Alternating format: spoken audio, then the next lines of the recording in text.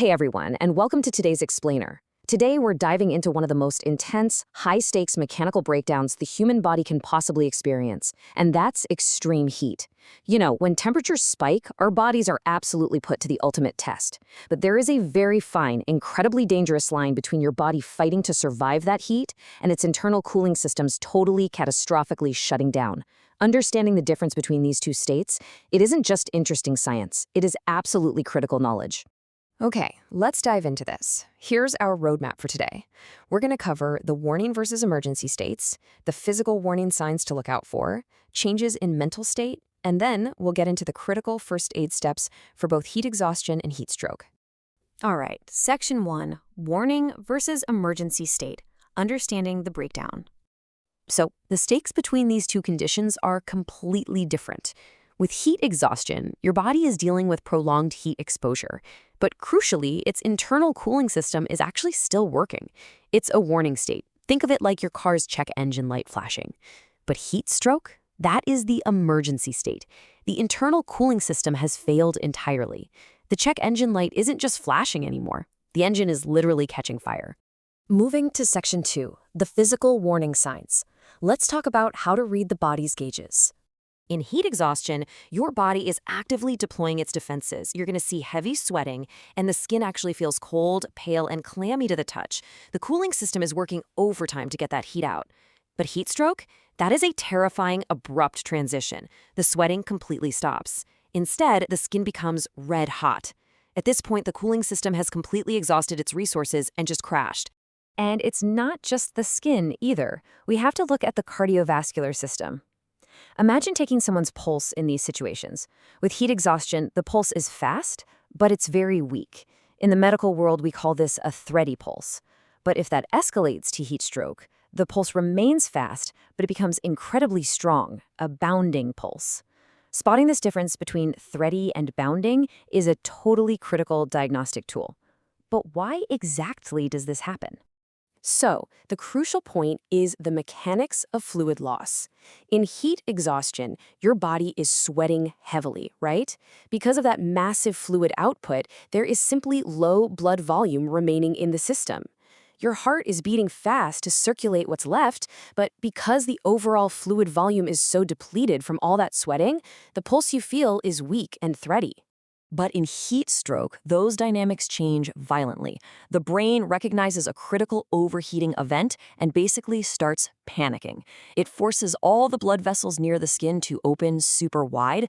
The heart is then commanded to pump with massive force and speed to flood the skin with blood. Why? Because the body is desperately trying to dump that trapped internal heat out into the environment.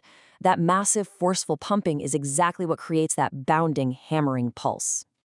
Let's look at Section 3, Changes in Mental State. These are your neurological red flags.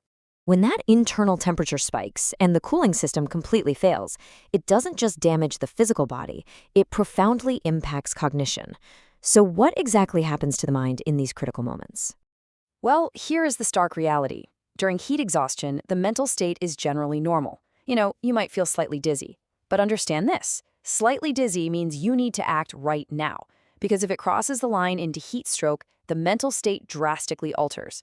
We are looking at confusion, slurred speech, a completely altered mental status, or even total unconsciousness. If someone stops sweating, turns red, and starts slurring their words, the situation is instantly life-threatening. All right, Section 4, First Aid for Heat Exhaustion. It's all about cooling the engine. The main goal here is cooling the engine down before it actually breaks. Step 1, move the person out of the heat immediately. Find a shady spot or an air-conditioned room. Step 2, cool them down physically. Loosen any tight clothing they have on, apply cool, wet cloths, or even have them take a cool bath. Step 3 is hydration. Give them cool water or an electrolyte drink to replace that lost blood volume. And step 4 is critical. Monitor them. If these symptoms worsen or if they simply don't improve within a few hours, you must seek medical help. Seriously, do not wait for it to get worse. Which brings us to Section 5, First Aid for Heat Stroke. This is about managing a catastrophic failure. If you identify heat stroke, meaning no sweat, red skin, bounding pulse, and confusion, step 1 is entirely non-negotiable. Call emergency services immediately. While you wait for them to arrive, move the person to the shade and try to cool them down by loosening tight clothes and sponging or bathing them. But please, look very closely at step 3. Do not give them oral fluids to drink if they are confused or unconscious. I literally cannot stress this enough. Pouring fluids into the mouth of someone with an altered mental state is incredibly dangerous. They can easily choke or inhale that fluid right into their lungs. The reason you must call 911 immediately is that heat stroke requires interventions that a bystander simply cannot provide. They have to go to the hospital where health professionals can manage this absolute emergency. Hospitals are going to utilize IV fluid administration to safely bypass the airway, they'll use advanced cooling methods, and they will implement exact core temperature monitoring to bring the body back from the brink safely.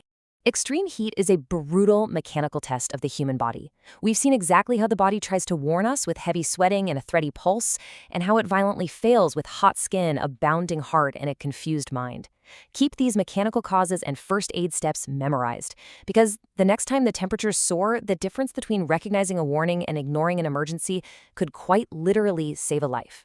So could you recognize the exact moment a warning becomes a life-threatening emergency? Think about it. Thanks for joining me for this explainer, and stay cool out there.